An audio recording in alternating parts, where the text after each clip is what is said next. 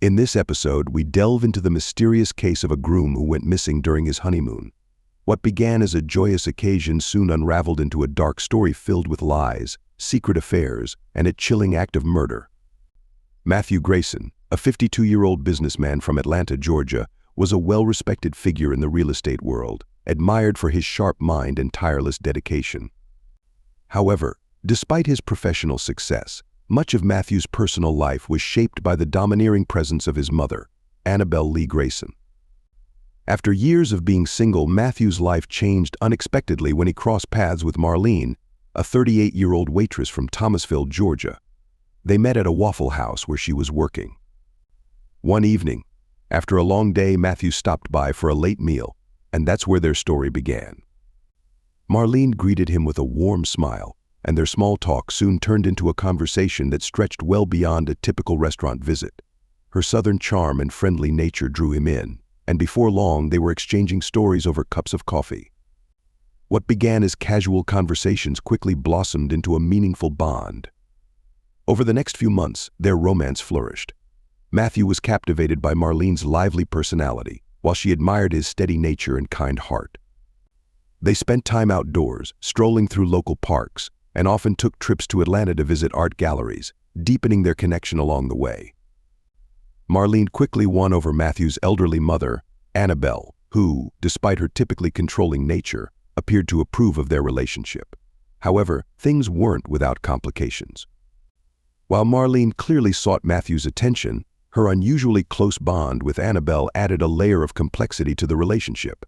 Friends couldn't help but notice how Marlene seemed to shower more attention on Sanibel than on Matthew at times.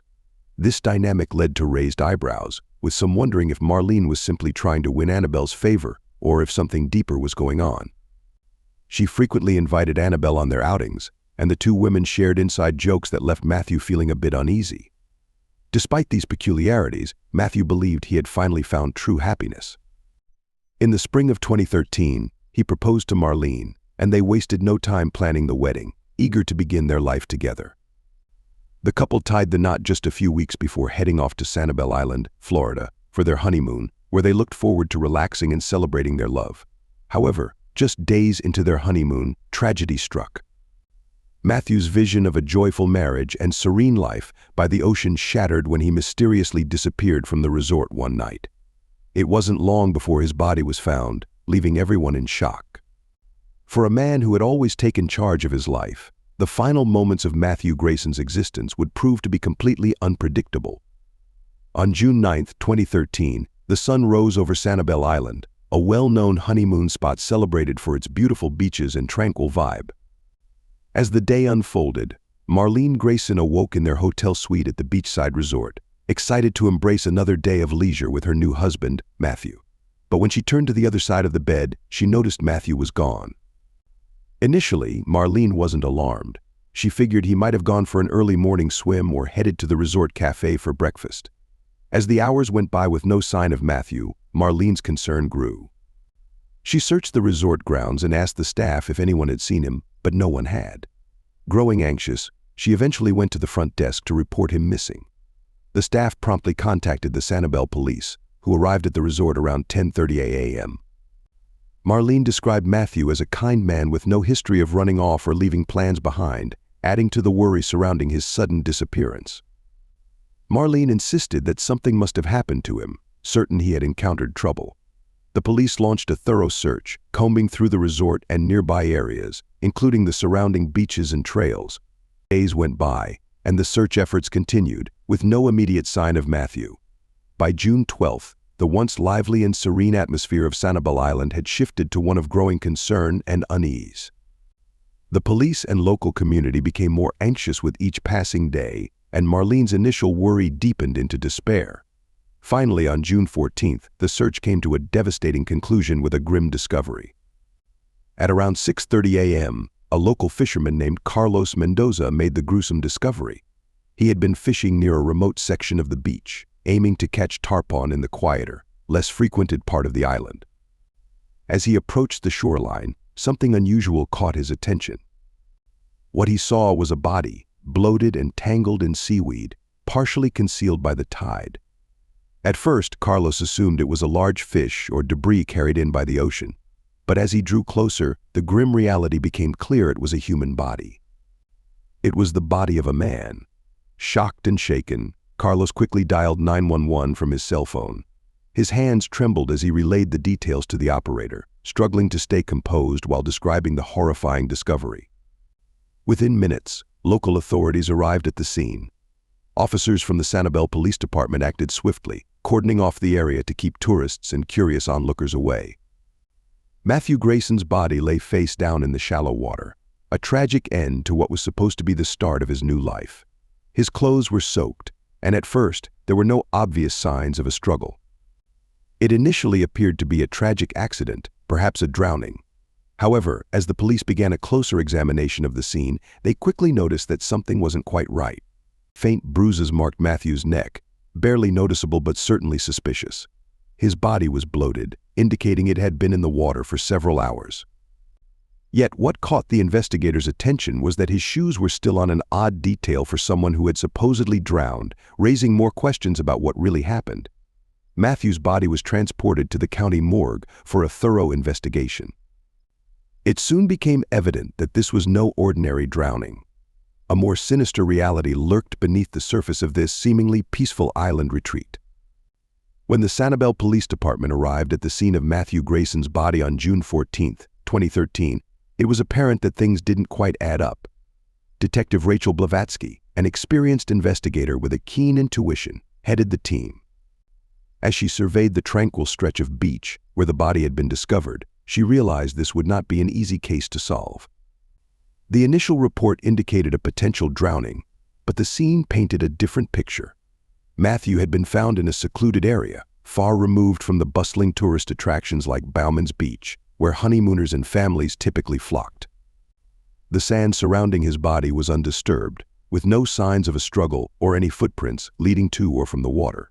However, the fact that Matthew was fully dressed, including his shoes, struck investigators as peculiar. After all, people typically don't go swimming with their shoes on. Detective Blavatsky crouched beside the body, her eyes catching the faint bruises around Matthew's neck. They were subtle, nearly concealed by the salt water that had saturated his skin, yet enough to raise her suspicions. Everything about the scene felt manipulated, as if it had been deliberately arranged. Nearby, Officer Tim Reynolds, a fresh-faced addition to the department, assisted Blavatsky by meticulously documenting the scene with photographs and notes. An autopsy was promptly arranged, but initial indicators pointed to foul play. The body's bloated condition from hours in the water complicated the task of identifying any clear signs of trauma. Despite the challenges, the bruising on Matthew's neck, coupled with his fully clothed state, left no doubt in Blavatsky's mind that this was not an accident. While the beach remained unsettlingly quiet that morning, the team operated with precision. They set up perimeter tape and carefully combed the shoreline for clues, searching for anything that seemed out of place. They searched for pieces of clothing, footprints, or personal items that could provide answers, equipped with metal detectors, forensic kits, and even drones to survey the broader area. The team was thorough in their approach. Detective Blavatsky took the lead, instructing her team to treat the investigation as a potential homicide from the outset. Meanwhile, back at the resort, officers interviewed staff and guests, inquiring if anyone had noticed anything out of the ordinary the previous night. They also reviewed hotel security footage, which provided a clearer understanding of Matthew's final hours. As the investigation progressed, it became increasingly clear that Matthew hadn't just wandered off for a midnight swim. It became evident that he had been drugged, dragged to the water, and left to drown, with the ocean serving as a convenient cover for his murder. The first person the police scrutinized was Marlene Grayson, Matthew's wife of only a few weeks. At 38, Marlene hailed from Palmersville, Georgia, and had met Matthew less than a year before their whirlwind wedding. Before marrying Matthew, Marlene worked as a waitress at a Waffle House off Highway 84, serving coffee and biscuits to truckers and locals. To outsiders, she seemed like a classic Southern belle, complete with a warm smile and charming drawl. However, those who knew her well recognized a more intricate personality, one that was manipulative, seductive, and adept at keeping secrets. On the morning of June 14, 2013, just hours after Matthew's body was discovered, Marlene was brought in for questioning. Detectives noted that she appeared composed yet distant. She wore a large sun hat and sunglasses, refusing to remove them even during the interview. Marlene informed the police that she had woken up that morning to find her husband missing. Initially, she assumed he had gone for an early swim, a routine he had followed a few times since their arrival at the Sanibel Island resort. However, as the hours went by without any sign of Matthew, she began to panic and ultimately decided to call the police. During the interrogation, Marlene's account was clear, yet her demeanor sparked suspicion. She spoke in a calm manner, perhaps too calm when discussing her missing husband, almost as if she were talking about a stranger. When detectives inquired about their relationship, she referred to Matthew as a good man but remained vague regarding the intimate moments they shared during their honeymoon. Detective Rachel Blavatsky, who conducted the questioning, observed Marlene's emotional detachment. She didn't act like someone who had just lost her husband, Blavatsky later remarked. There was no genuine sadness, no tears, just a coolness that felt unsettling. As the police delved further into Marlene's background, they uncovered more concerning information. She had a history of financial troubles, including numerous maxed-out credit cards and a series of unpaid debts. Investigators also discovered that Marlene had an unusually close relationship with Matthew's elderly mother, Annabelle Lee, who had accompanied them on their honeymoon, a detail that many found peculiar. The police began to suspect that Marlene had a motive for murder. Matthew, a wealthy businessman, had recently updated his will to make her the primary beneficiary. With Matthew out of the picture, Marlene stood to inherit a substantial fortune. Despite Marlene's composed demeanor, the police realized they needed to investigate further to uncover the truth behind her actions. Their attention then turned to a second suspect, Jessie Miller, a 19-year-old waitress at the beachfront restaurant in the same resort where Matthew and Marlene were staying. Jessie was a rarity, born and raised in Fort Myers, just across the bridge from Sanibel Island. She worked at the resort to save money for college, where she intended to study marine biology. Jessie was young and carefree, with a bright future ahead of her, or so it seemed. Police soon discovered that Jessie had been embroiled in a passionate affair with Marlene during the Graysons' honeymoon. Multiple hotel employees reported seeing the two women together, frequently sneaking away to be intimate while Matthew was either asleep or swimming. This was no mere fling. Their connection was intense and secretive. Investigators noted that Jessie was utterly captivated by Marlene's charm, engaging in intimate encounters with her more than a dozen times a day after Matthew's disappearance and even after his body was discovered. Marlene, known for her sweet yet manipulative nature, had effortlessly lured Jessie into her web of deceit. On June 22, 2013, Jessie was summoned for questioning. Unlike Marlene, Jessie appeared visibly shaken and nervous during her interrogation. She quickly confessed to the affair but firmly maintained that she had no involvement in Matthew's death. Jessie explained that she and Marlene had been intimate ever since Marlene arrived for her honeymoon, revealing a complicated and secretive relationship. Jessie insisted she had no knowledge of any intentions to harm Matthew. Detective Rachel Blavatsky, leading the investigation, observed Jessie's emotional state, sensing that she was genuinely scared and confused. Blavatsky believed Jessie wasn't trying to conceal any details about the affair. Rather, she seemed overwhelmed by the gravity of the situation. The police viewed Jessie as more of a pawn in Marlene's manipulative game than a willing accomplice. During her interrogation, Jessie recounted how Marlene had confided in her about the marriage being more of a business arrangement than a romance, expressing that she didn't love Matthew but rather had deep feelings for his mother, Annabelle Lee. Jessie revealed that Marlene had even suggested they could escape to the Florida Keys for what she referred to as endless sex. However, Jessie admitted she never imagined their situation would escalate to such a tragic outcome. Jessie, though young and infatuated with Marlene, remained a person of interest in the investigation. Her emotional fragility contrasted sharply with the gravity of the situation, making it clear that the police were scrutinizing her involvement closely. While she insisted she had no part in any plan to harm Matthew, the nature of her relationship with Marlene raised suspicions. Detectives began to wonder if Marlene had manipulated Jessie into participating in a scheme to eliminate Matthew, using her youth and naivety to further her own agenda. The police delved deeper, seeking to uncover the true extent of Marlene's influence over Jessie and whether their passionate affair had played a role in the tragic events that unfolded. As the investigation progressed, detectives uncovered more inconsistencies in Jesse's statements. Witnesses from the restaurant reported seeing her leave work early on the night of Matthew's disappearance, casting doubt on her alibi. The irregularity of her shifts complicated the timeline, leading police to believe that she might have had the opportunity to meet Marlene during those crucial hours. Furthermore, Marlene's charismatic and manipulative nature came into focus.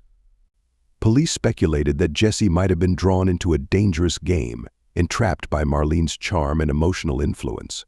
The detectives sought to determine if Jesse had been complicit in a plot orchestrated by Marlene, or if she was simply a pawn in her scheme. As they pieced together the timeline and relationships, it became clear that the lines between love, betrayal, and murder were intricately woven, making it increasingly difficult to separate truth from manipulation. With both Marlene and Jesse under the microscope, the police continued their search for definitive evidence that could unravel the mystery surrounding Matthew Grayson's death. Investigators delved further into Jessie Miller's life, seeking to understand the extent of her involvement in Marlene's alleged scheme. On June 24, 2013, the investigation took an unexpected turn when new evidence emerged. It was a bright and warm day on Sanibel Island, characteristic of the late June weather. The investigation had stalled until a housekeeper at the resort, Maria Rodriguez, came forward with an alarming account. Maria, a long-time employee, told police she had overheard something unsettling a few days before Matthew Grayson's body was discovered. On the night of June 20th, while cleaning rooms near the Grayson suite, Maria heard strange noises coming from inside. At first, Maria assumed it was just the couple, but what she heard next made her stop. She distinctly recognized two women's voices, one of them belonging to Marlene, engaged in what sounded like rough sex. What truly caught her off guard, though, was the unmistakable presence of a third voice, a man groaning, sounding like he was in pain. Maria told detectives she had hesitated to come forward sooner, fearing the repercussions due to her immigration status. She had tried to avoid getting involved, but after learning of Matthew's death, her conscience wouldn't allow her to stay silent.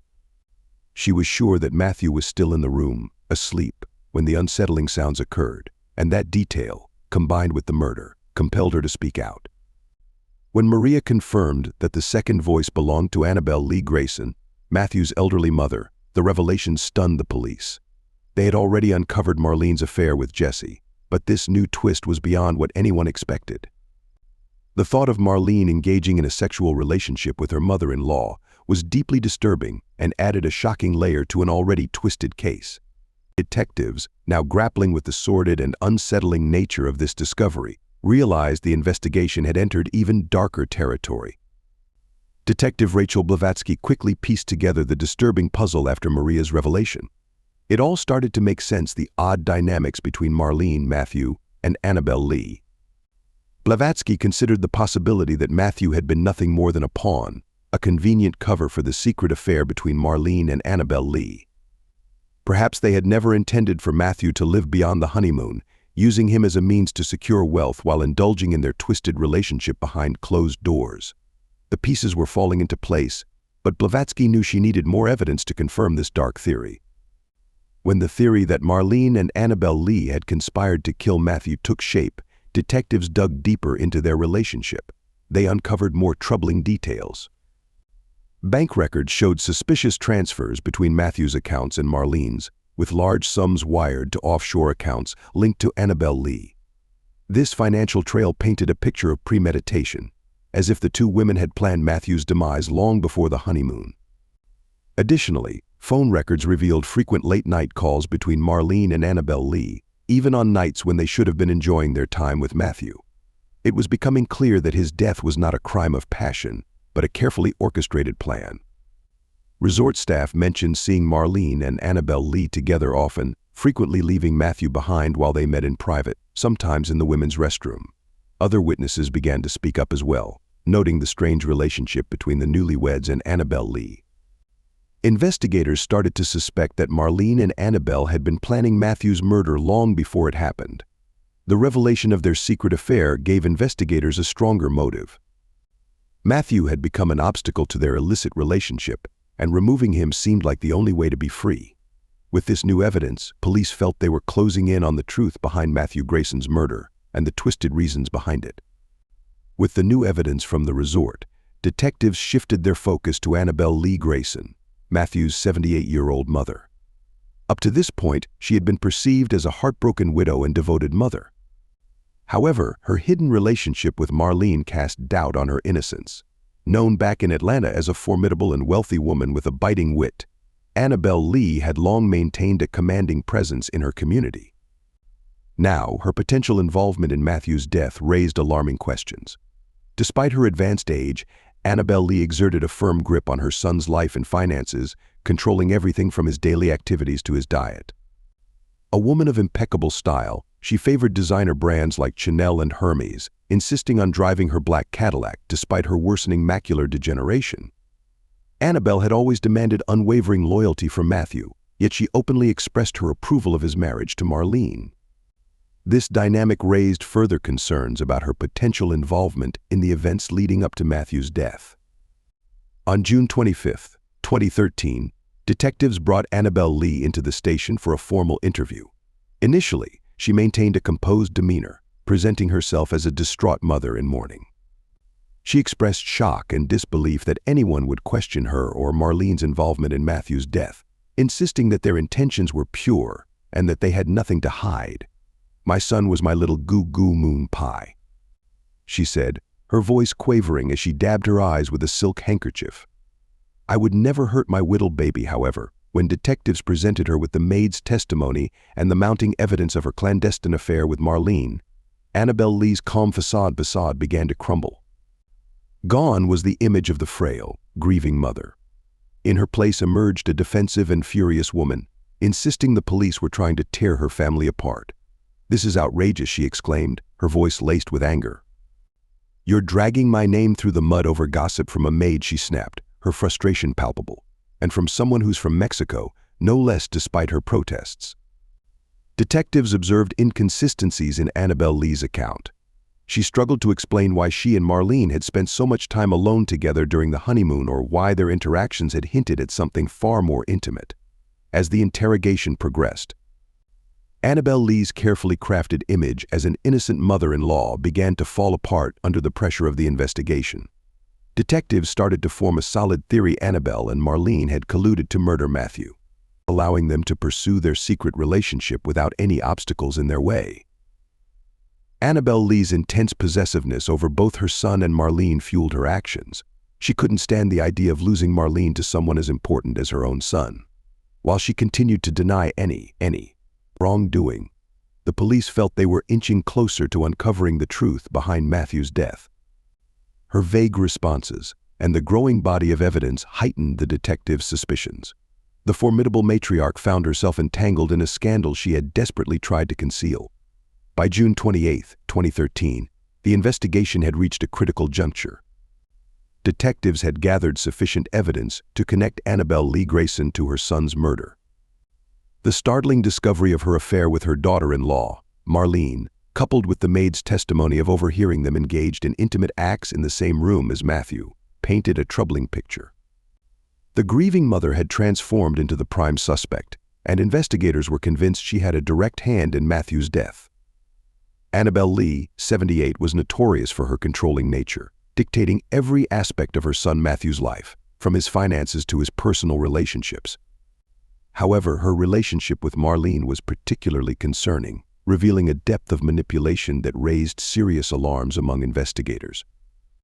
The connection between Sanibel Lee and her daughter-in-law went beyond a typical familial bond.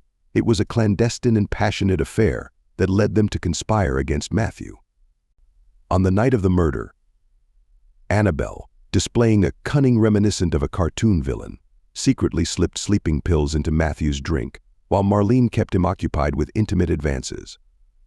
After Matthew lost consciousness, Sanibel Lee and Marlene transported his body to the beach, attempting to disguise his death as a tragic drowning. They believed the ocean's currents would erase any evidence of their involvement. However, forensic experts soon discovered bruises on Matthew's neck and traces of sedatives in his system, unraveling their plan. Authorities arrested Sanibel Lee at her Atlanta estate, marking a dramatic turn in the investigation. It was a serene afternoon as Sanibel Lee sat on her front porch, savoring her daily cup of tea, when officers approached to arrest her. She offered no resistance, but her expression remained stoic as the handcuffs locked around her wrists. Throughout the process, she insisted on her innocence, showing little reaction to the gravity of the situation. Annabelle Lee showed no signs of shock during her arrest, almost as if she had anticipated this moment. Marlene Grayson was also taken into custody, but investigators soon determined that Annabelle had orchestrated the entire scheme. Marlene, captivated by Annabelle's manipulative nature, had merely followed her lead, caught in the web of her mother-in-law's influence. When the news of Annabelle Lee's arrest emerged, Matthew's family was left reeling in disbelief and anger. Those who had once respected her for her strength and intelligence were now appalled by the shocking truth. Matthew's close friends and business associates struggled to comprehend how his own mother could betray him so deeply, resorting to murder to fulfill her twisted desires. Annabelle Lee's arrest signaled the conclusion of a dark and tragic chapter in the Grayson family's saga.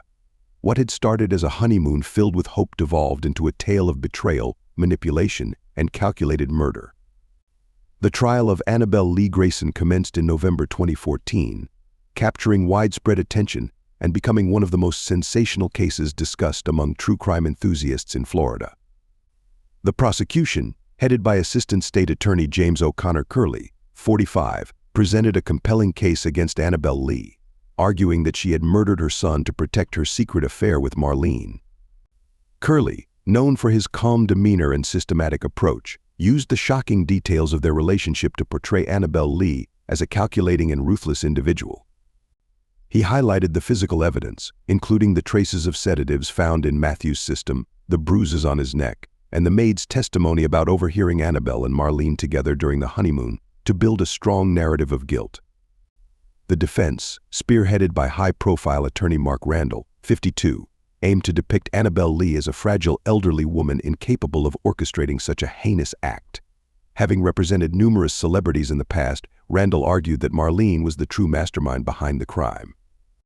He claimed that Annabelle had been manipulated into taking the fall for her daughter-in-law.